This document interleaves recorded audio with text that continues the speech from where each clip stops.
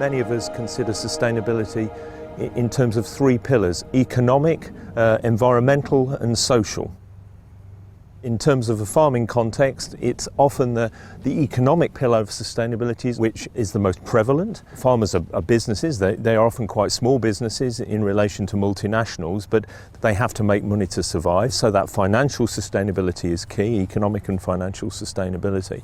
But at the same time, unlike many other businesses, the landscape, as we see here, is part of the farming systems. It's also important that they maintain and enhance the environment in which they work.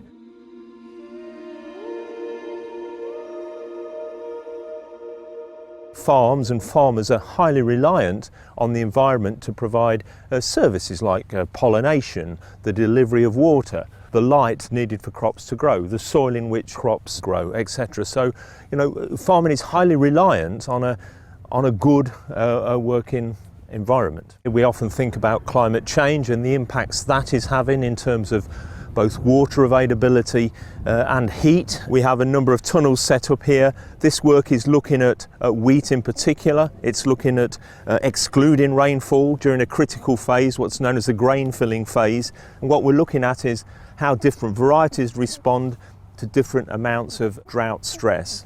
We're trying to work out and trying to predict for the future which varieties may survive if the climate gets hotter, or if there's more extreme heat events, or in particular if there's a different distribution of rainfalls. As the climate is changing, as both farmers and researchers, we're having to redouble our efforts in terms of the mechanisms in which we can adapt and mitigate to that climate change.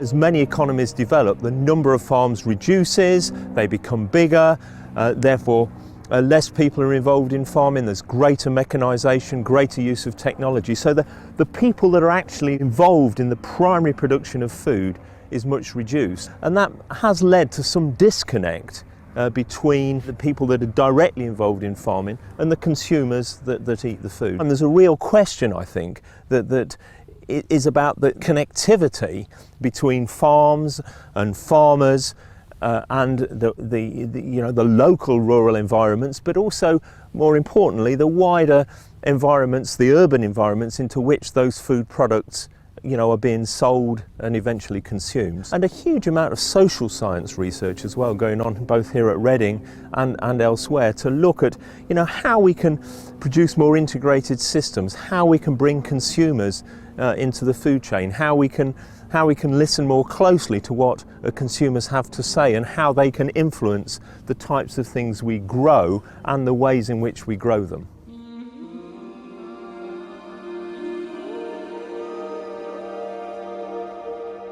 Sustainability isn't an end state. We constantly need to evolve in terms of becoming more and more sustainable incrementally. We'll always be trying to improve, to reduce the amount of nutrients we put onto the land for each kilogram of crop we harvest.